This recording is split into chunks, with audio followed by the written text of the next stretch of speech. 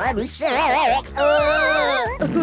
No, I think I'm gonna be better. I think today is the best I've felt in like a few days, and I think that means that I'm almost better. Every time I came back from the US, I always got sick. I just came back from Taiwan. I got sick in Taiwan. That wasn't even an America thing. An old Asian man coughed on me, and I got sick.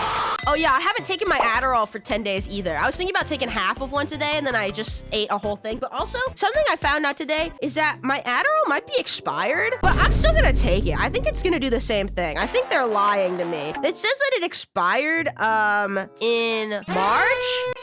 I'm gonna keep taking it.